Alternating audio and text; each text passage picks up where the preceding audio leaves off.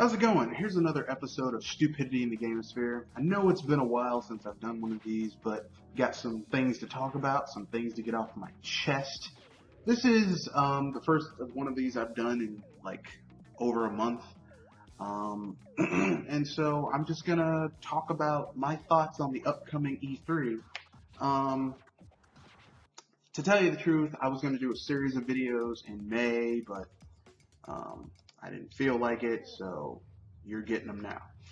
Everything condensed into one distinct entity in this video. Some other videos will be coming out later on this week, and also I will be doing this week's BS Buster will focus primarily on something that's near and dear to my heart, which is none other than you know, our true thoughts on what E3 is going to be like this year, because you know, sometimes you need to tell the truth. You know what I'm saying? Sometimes you just need to be honest and not some joy cough. So without much ado, let's get into it after the cut.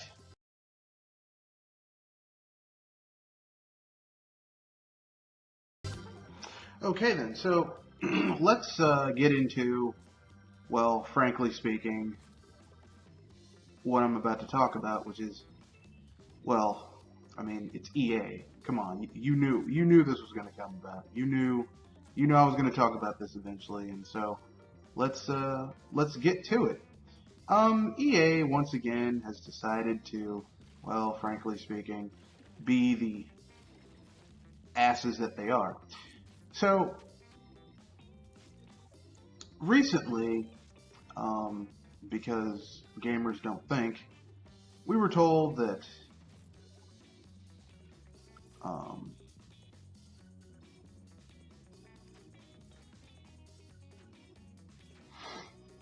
that it was going to be a good thing that EA was going to support Nintendo with a FIFA.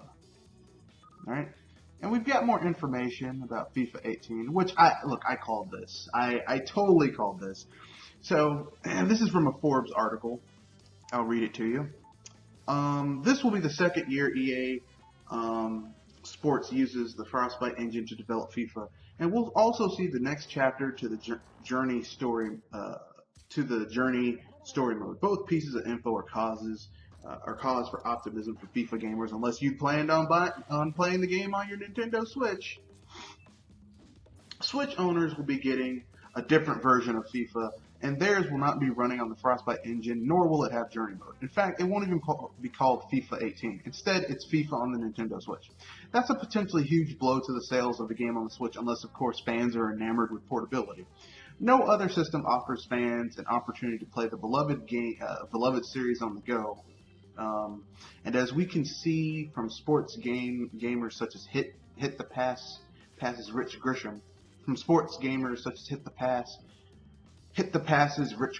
some fans are willing to accept a downgraded version because they will be treated to a portable pitch.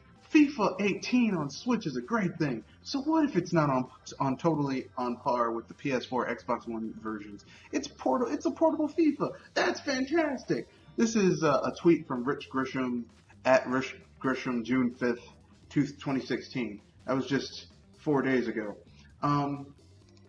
Grisham's take is an understandable one. FIFA is the perfect sports game to play on a plane, bus, or train. The thought of it is exciting. That said, I'm not sure I'm okay with EA and Nintendo signing off on a product that is clearly subpar when compared to the version that will launch for rival systems. Something about that just seems insane. I liked FIFA 17 a lot, and the Journey was my favorite mode. As a person who rarely plays games away from home, I'm disenchanted. Without that experience and comparable visuals, it's hard to find the motivation to play FIFA on the Nintendo Switch. Hopefully the Switch version will offer some unique modes that the PS4, Xbox One, and PC aren't offering. That would be the lesser version's only saving grace. So I'll leave a link in the description field of this, but I'll give my thoughts about this pretty damn quickly. Not surprising. This is, like, okay, look. This is what we were expecting. Okay, or at least I was expecting, because I'm a cynical bastard. Because I have to be cynical, okay? So basically, EA has once again shown that they basically give shit to Nintendo fans. And you know, look, listen, I'm not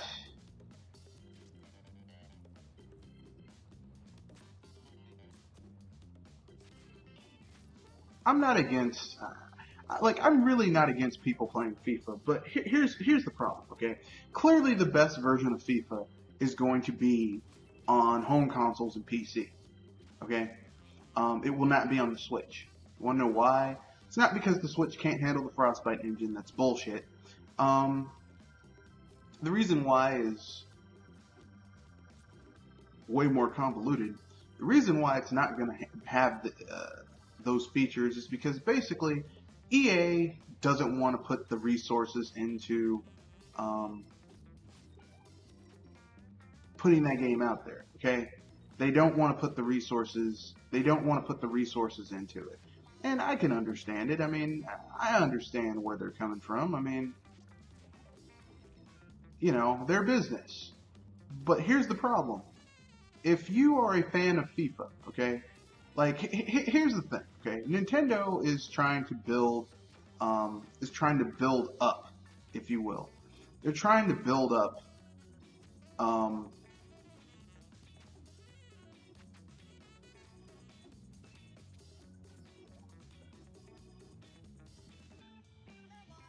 they're trying to build up the install base of the Switch. Now, FIFA isn't really shit here in America, because in America, the only football we give a shit about has 300 plus pound motherfuckers crashing into each other at 25 miles per hour. But FIFA's really big in Europe. But here's the thing, okay? If Nintendo's trying to get it in Europe, FIFA isn't going to be it, especially when someone's going to say, okay, this game will probably be a full price AAA game, okay? Price wise, okay? It's not AAA in quality, but price. $60. Do you honestly fucking think, in any estimation, that someone is actually going to fucking, if you're someone who's a fan of FIFA, that someone who's a fan of that gaming series is going to be like, hey guys, you know what? I'm going to pay $60 for this inferior version that I can also play on the go. No. And here's the thing. This isn't even a game that was made for the ground up for the Switch. You want to know what this version is? What it really is? This version is what they would have put on the Vita. Okay? This is what this is. This is the Vita version ported to the Switch. That's all it is. Okay? And FIFA was never that big on the Vita either. Okay? Because EA is treating the Switch, instead of a home console that has portability, they're treating it as a handheld, which just means you're going to get lazy ass game development from them for the system. So, you know, and here's the thing. Here's what's going to happen. People are going to buy it, and they're going to be like, wow, this game isn't doing what I need it to do. And it's not going to. You want to know why? Because this game is shit. It's been shit for years. FIFA is not a good game. I know a lot of people love it. They're like, yeah, I love FIFA. Soccer. Sorry. Football. But, you know, for Joe Blow average guy, it's not going to be good. It's not going to be good by any estimation. So with that being said, I guess it's time to move on to my thoughts on the upcoming E3 after the cut.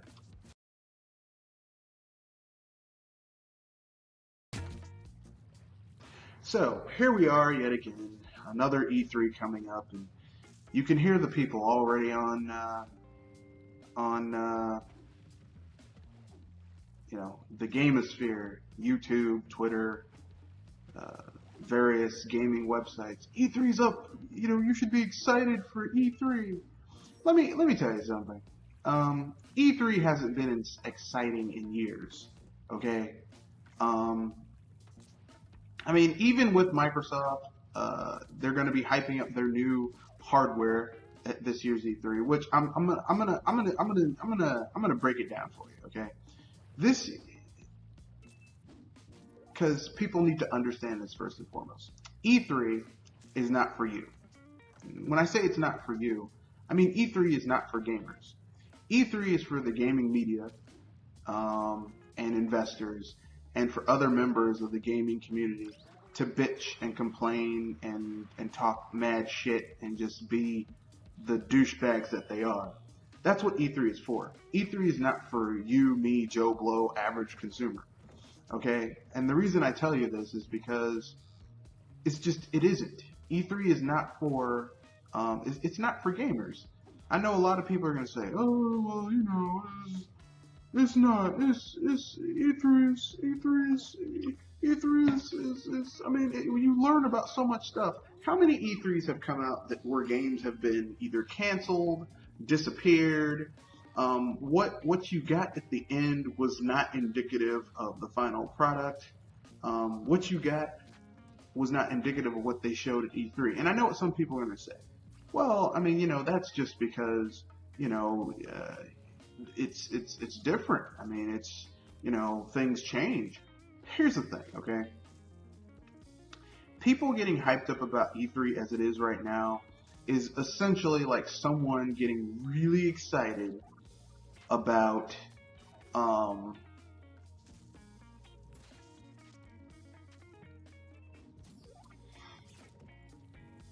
recipe, right? And then when they go to cook that recipe, they look and they're like, man, this recipe is going to be awesome. I'm fixing all this shit, right? Then they get the recipe, right? And they don't, not only do they not follow the recipe, they substitute ingredients that have nothing to do with it. It's like, I'm going to make chicken cacciatore. Okay, that sounds good. What are the ingredients? Let's see. I'm going to use beef, ground beef, and, you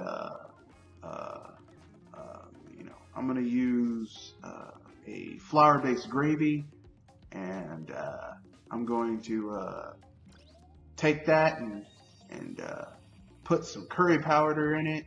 It's like, that's not chicken cacciatore, but I'm going to call it that. I mean, that's basically what you're getting with gaming as it is right now today. Gaming is not what, especially in terms of E3. And I hear a lot of people say, well, don't you want to hear about all this stuff? Not particularly, no. Because how many times, like I've said, have we seen E3 where essentially shit is just not what they say it's going to be? Okay? It isn't. They lie. They're like, yeah, well, you know, this is going to be this. No.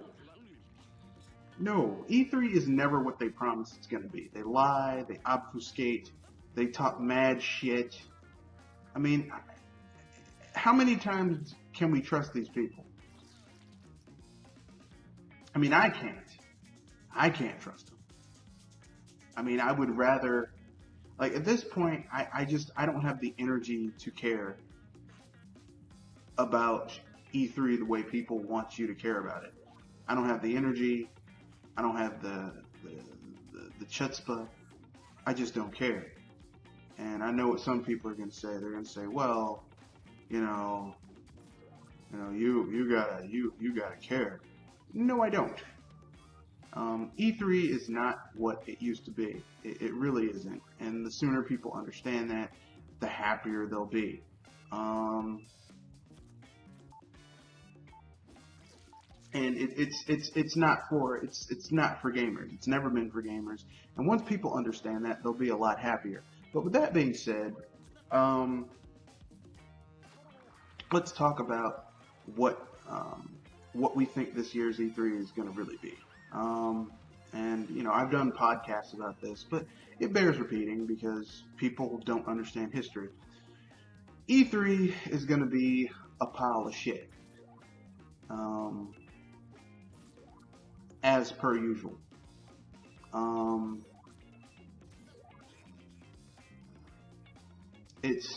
I mean, Nintendo's going to come out and show a whole bunch of games, some of which we already know about. some of which are going to be, oh my god, I didn't see this coming. Microsoft is going to hype up their shitty new console, which, let's keep it real.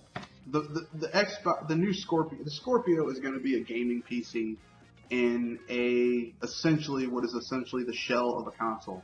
It's not a console. And if you think this shit's a console, I don't know what to say to you except, wow, I feel sorry for you. Someone's gonna buy it and they're gonna be like, I can't believe this system doesn't do this, or this. And they're gonna get their feelings hurt, and that's gonna be funny. I'm gonna be laughing my ass off. That being said,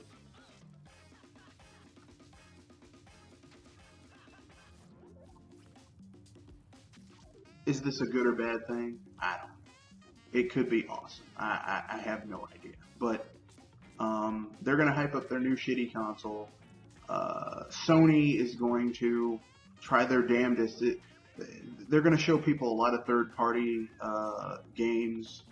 I don't know why gamers get excited about third-party games. The only gamers who should be excited about third-party games, in my opinion, are Nintendo gamers. But even then, they shouldn't be excited because most of the third-party games we get, if you're a Nintendo gamer, are fucking, what's the word I'm looking for? They are essentially shitty ports. Okay? They aren't quality third-party games. So it's really hard for me to get excited. It's basically like someone saying, hey, I got a free sandwich, but this sandwich, they literally took it and they threw it, they grabbed it out of a garbage can. It's like, well, I don't want a sandwich that someone grabbed out of a garbage can. I like eating, but not something that someone grabbed out of a garbage can. That's not cool. And that's basically what we're getting if you're a Nintendo gamer, right? You get games that are like, you can have this game, but it fell on the floor and it's a wet food and it's like it fell on this dirty floor that someone shat on and no one cleaned it up. But hey, here, Nintendo gamer, here you go. And there are people who claim themselves to be Nintendo fans who are like, yeah, I'm so happy for this half-ass game that, literally has nothing going on that might be interesting. So, which leads to the third parties. The third parties are going to use Microsoft, Sony, and Nintendo, well, Microsoft and Sony primarily, as extensions of themselves to show off games that no one should really be excited or give a shit about anyway, because let's keep it real. Most of these games are half-assed at best. I know people are going to get mad, be like, you don't know that? Come on. How many times have games come out and they turn out to be shit? How many times? Like, how many times do you have to have someone shit on you before you realize this person loves shitting on me? Okay? How many times? Okay? And that's what's been going on. Alright? And the sooner gamers recognize it, the happier they'll be. Which leads to my final point, which is, essentially speaking, and let's be honest here, E3 is not what it used to be, and it hasn't been for a long time. Microsoft is going to talk about their Scorpio, which, I hate to break this to anyone who thinks this Scorpio is going to set the world afire. The Xbox One Scorpio is, I believe, okay, I could be wrong, but I believe it's going to be Microsoft's last console. I know I said it about the Xbox One, but I really think it's going to be their last console. I think it's really going to be like, this is it. Because there's nothing they can do that's really going to make the Scorpio really attractive. You get what I'm saying? Like, there's nothing that they could do that's going to make people say, you know what, I have to have this. I have to have this console because reasons.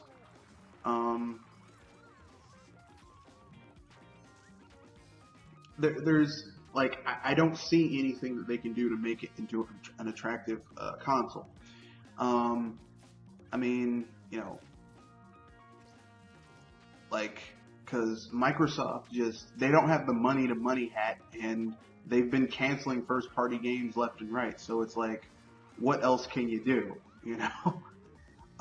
So with that being said, that leads us to the elephant in the room, which I'll get to after the cut.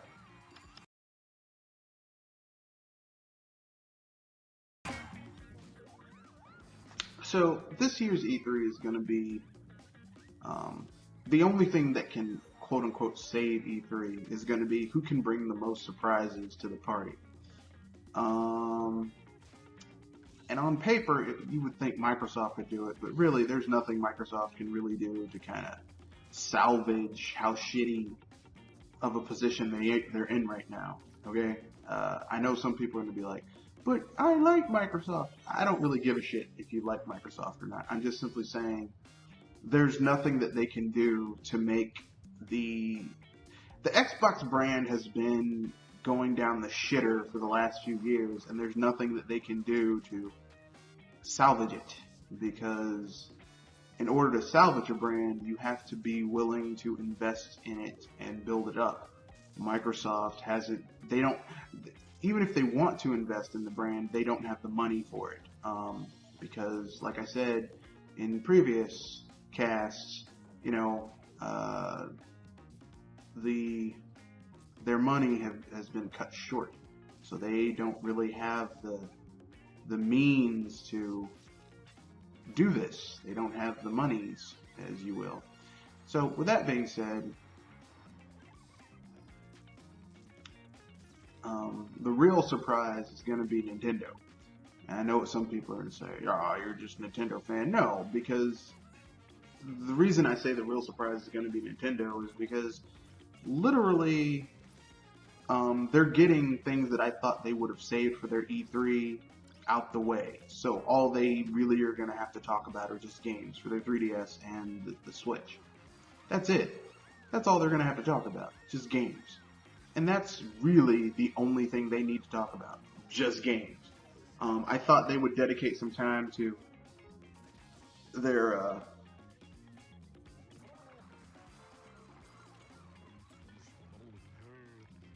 new online service. They did a little press release for that, so they don't have to talk about that. So really, the only thing they'll probably be talking about are just games. And really, that's all they need to talk about for the Switch and the 3DS are just games, which is a pretty smart move because that's all that really fucking matters for a system like this. With that being said, where do you go from there? I don't know. Sony,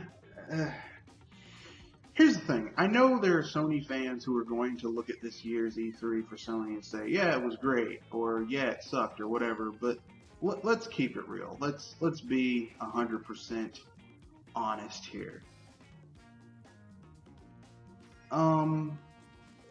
There is literally nothing that they can do at this, like, Sony's probably going to show a whole bunch of third-party games, okay, because that's what Sony does. Here's the problem.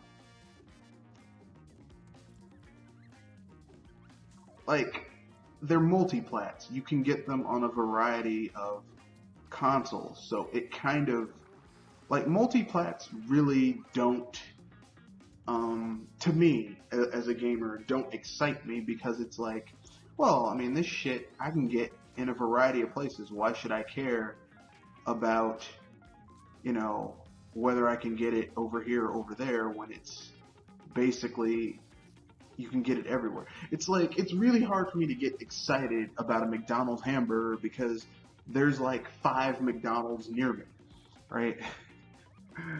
It's really hard for me to be excited about Burger King because there's like six Burger Kings near me. Like, why should I care about something that's readily available and easily gotten? Now, if someone said, "Hey, we have a mom and pop burger joint that they grind their meat fresh, and it basically is like really, really fucking good," I would say, "Well, goddamn, you've, you've, that's pretty damn badass." But we aren't getting that, you know. And like I said, it's really hard for me to give a shit about multiplats these days. Not to mention, a lot of the multiplats are kind of shitty. I mean, let's just keep it real. They're not very good. So I find it a bit odd that people don't seem to understand that multiplats are just not they're not what they used to be, and they're not what they could be. And I mean, like I said, something that you can get that's easily gotten from a large variety of places doesn't have as much value as something that you can only get in one or two places. I mean, that's economics 101. So that's the primary reason why I don't really give a shit about multiplats these days. Not to say I don't buy multiplats. I mean, you know, a lot of the games I get, you can get on PC, PS4, Xbox One, but generally speaking, I just don't give a shit about most of them. Because they're easily gotten, and when you get them, it's like, this is okay. It's not great. It's all right. So, with that being said, we have one more section to get through, and that's my general thoughts about upcoming video and other things like that, events on the channel, and we'll get through that, and then we'll wrap things up.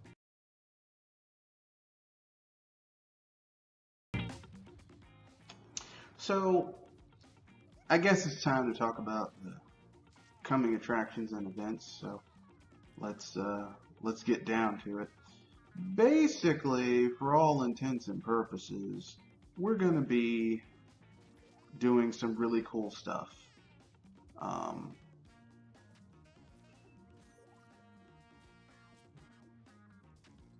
As far as coming information goes, we're going to be going over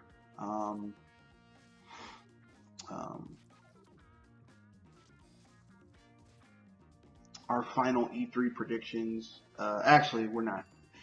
Our pre-E3 game show, which is really just going to be us dogging the shit out of E3, which is fun within itself. We'll be roasting E3 before it starts. So look forward to that. That's this Sunday, roasting E3. And we'll also be doing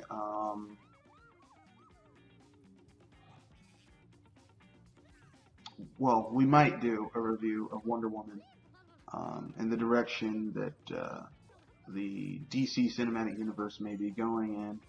I'll also give my own personal review about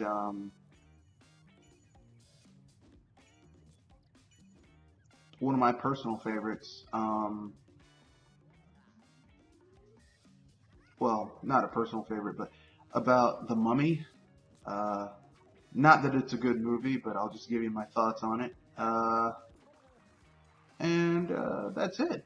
You know, I'm pretty sure other people might come up with new topics because it's fun coming up with new topics, but that's it. And that's what we'll be doing next week. And, well, not next week, this Sunday. I also have some other videos coming out focusing primarily on